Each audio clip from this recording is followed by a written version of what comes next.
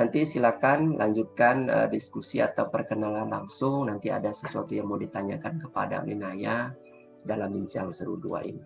Baik Ananda, dimanapun Ananda berada, karena di sini Uninaya sudah hadir, kita mintakan kesempatan apresiasi yang luar biasa. Sebelumnya terima kasih kepada waktu dan tempat kita sediakan untuk mempresentasikan atau bercerita. Jadi intinya sebenarnya dalam bincang seru ini, bagaimana proses kreatif Uninaya Air itu bisa menginspirasi pada Ananda kita semua yang hadir dalam bincang seru 2 ini. Silakan Uninaya. Ya, terima kasih. Assalamualaikum warahmatullahi wabarakatuh. Waalaikumsalam warahmatullahi wabarakatuh. Waalaikumsalam warahmatullahi wabarakatuh. Alhamdulillahirabbil alamin. Puji syukur kita ucapkan kehadirat Allah Subhanahu wa taala. Tidak pernah Uni bayangkan ya bisa bertemu dengan adik-adik semua, dengan Ananda semua. Ini berkat teman, manggil Bunda juga nggak apa-apa kali ya, udah tua.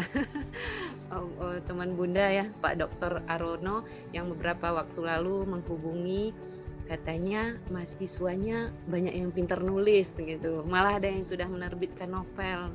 Wah, luar biasa ya. Uni terkagum-kagum gitu mendengarnya, mahasiswa sudah memiliki ketertarikan kepada novel, kepada fiksi, itu luar biasa ya. Zaman kita dulu belum ya Pak Aron ya. Karena memang pada saat kami kuliah itu fasilitas sangat terbatas gitu. Jadi Bunda sangat mengapresiasi gitu adik-adik yang sudah mulai punya perhatian terhadap sastra, apalagi sampai menulis novel, apalagi sampai menerbitkannya, itu luar biasa. Mungkin pada kesempatan ini Uni ya cuma ingin berbagi sedikit pengalaman selama menjadi penulis. Sebenarnya ada materi udah ya Uni kasih ke Pak Dr. Aron ya, tapi sebelumnya Uni mungkin cerita dulu ya pengalaman Uni kenapa akhirnya bisa menulis di usia yang sudah cukup tua ya. Seharusnya kan di seumur adik-adik ini seharusnya Uni sudah mulai menulis. Tetapi memang pada zaman Uni SMP, SMA, kuliah itu fasilitas itu belum ada gitu. Kita waktu itu kalau mau menulis cerita itu harus pakai mesin tik ya Pak Aron ya. Nah itu kan Uni tidak punya ya. Lalu kita harus mengirimkan tulisan kita itu ke penerbit, ke majalah. Waktu itu waktu SMP dan SMA itu majalahnya adalah Anita Cemerlang, Aneka. Itu rasanya pengen sekali gimana sih bisa tulisan kita dibaca oleh orang, bisa masuk ke majalah, bisa masuk ke toko buku. Itu impiannya luar biasa. Dan memang sebenarnya hobi menulis ini sudah sejak kecil sebenarnya. Dari SD pernah ikut lomba menulis, SMP, SMA, dan kuliah itu Uni sudah menulis, tapi ditulis tangan di kertas AVS gitu ya, ditulis, tapi disimpan, nggak pernah dikirim, karena nggak pede juga, terus nggak punya komputer juga, apalagi laptop zaman Uni itu kan belum ada ya. Jadi cerita-cerita itu hanya Uni simpan di lemari, sampai sekarang itu masih ada, tapi cuma berupa cerpen. Nah, pada tahun 2018, awal 2018, Uni ketemu yang namanya grup menulis di Facebook. Namanya KBM, ada yang tahu nggak ya? Komunitas Bisa Menulis. Itu komunitas punya Pak Isa Alamsah dan Bunda Asma Nadia. Nah, Uni bergabunglah di komunitas tersebut. Itu banyak cerita-cerita yang diposting di sana setiap hari itu ratusan, dan mungkin yang Uni baca juga sudah ratusan. Jadi pada awal-awal bergabung di KBM itu Uni hanya sebagai pembaca, baca gitu ya, cari cerita yang menarik, yang apa itu biasanya kan diposting sama penulisnya per episode ya. Ada yang per episode itu lanjutnya setiap minggu, ada yang sekali 3 hari, ada yang tiap hari malah. Nah, belum berani nulis itu ya. Setelah banyak yang dibaca, kok rasanya Uni bisa juga ya nulis cerita-cerita yang seperti ini gitu. Nah, awal Maret 2018 itu Uni cobalah nulis, waktu itu judulnya Mengejar Cinta Rianti. Ini belum diterbitkan karena tulisan pertama Uni merasa belum layak waktu itu ya. Ceritanya tentang apa ya, belum rumah tangga sih awalnya, masih ini dia kerja kantoran, ketemu dengan pimpinan yang jutek gitu ya. Ternyata lama-lama pimpinannya suka sama dia seperti itu. Nah, tulisan kedua itu Masih Adakah Surga Untukku. Uni mencoba mengambil settingnya karena Uni orang Minang ya, mengambil settingnya itu Sumatera Barat. Ternyata lumayan ya tanggapan pembaca terhadap novel ini. Tokohnya adalah Tama dan Laila.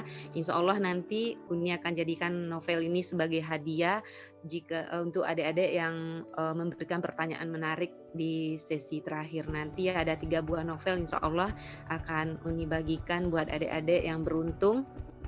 Nah, Tama dan Laila ini bercerita tentang perjodohan. Laila dijodohkan dengan Tama. Nah, dia tidak ini ya, karena yang nama dijodohkan tidak serta-merta suka ya, malah Laila itu lari di malam pertamanya seperti itu. Nah, memang dalam menulis cerita itu kita memang memikirkan ya, apa kira-kira pembuka yang bisa membuat pembaca tertarik kepada cerita kita. Makanya Uni coba menghadirkan yang sedikit ekstrim mungkin ya. Mana ada sih pengantin yang lari di malam pertamanya seperti itu. Nah, setelah beberapa episode cerita ini tayang di KBM, ada penerbit yang menjapri gitu ya, dan mengatakan ingin menerbitkan novel Uni. Waktu itu Uni nolak gitu ya, aduh rasanya belum pantas gitu dicetak jadi novel. Ada beberapa, akhirnya ada lagi yang minta, ada sampai 5 apa 6 penerbit, tapi memang penerbitnya indie ya, bukan penerbit mayor. Yang kalau jadi perbedaan indie dan mayor itu, kalau mayor buku novel kita bisa masuk ke toko buku, kalau penerbit indie itu buku kita hanya dipromosikan di media sosial seperti itu. Jadi yang meminang novel Uni waktu itu hanya penerbit indie. Tapi akhirnya setelah beberapa kali dibujuk, dirayu, Uni setuju untuk menerbitkan novel Tama dan Laila yang judulnya Masih Adakah Surga Untukku. Novel ini diterbitkan 2018 itu sekitar bulan apa ya, Agustus apa itu, dan waktu itu pembelinya cuma 50-an apa 60-an gitu ya, nggak sampai 100 gitu. Tapi gimana itu termasuk kecil, tapi Uni alhamdulillah tidak ini ya, tidak patah semangat gitu, tetap semangat menulis karena memang niat Uni menulis itu memang untuk menulis gitu, memang menyalurkan hobi, menyalurkan bakat seperti itu. Jadi nggak memikirkan apa-apa, memikirkan novelnya harus sampai ribuan, tidak seperti itu gitu ya. Tetapi alhamdulillah ternyata karena kita memiliki niat yang tulus, ikhlas seperti itu, Allah memberikan jalan yang lebih dari yang kita pikirkan seperti itu. Akhirnya sampai saat ini novel Laila itu sudah terjual 3.000 eksemplar ya, alhamdulillah. Dengan e-booknya itu sudah 3.000 eksemplar.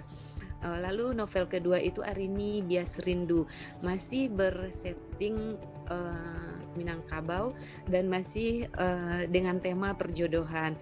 Jadi kalau ada yang dari Sumatera Barat ya, mungkin sedikit banyaknya tahu kalau di Sumatera Barat itu memang pada zaman dulu ya memang cukup banyak yang namanya perjodohan. Mungkin sampai sekarang juga masih ada tradisi seperti itu. Nah, Arini ini dijodohkan dengan yang namanya Hanafi oleh ayahnya. Hanafi ini adalah ponakan ayahnya, jadi pulang kabako istilahnya.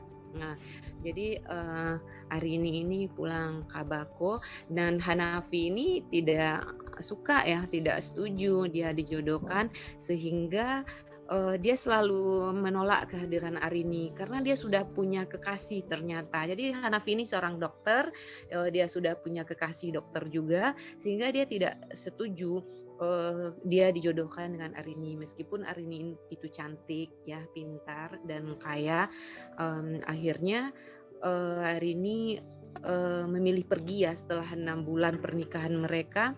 Karena tidak mendapatkan cinta juga dari Hanafi, dia memilih pergi. Insya Allah ini juga akan Uni hadiahkan untuk adik-adik nantinya. Jadi siapkan pertanyaan menariknya ya.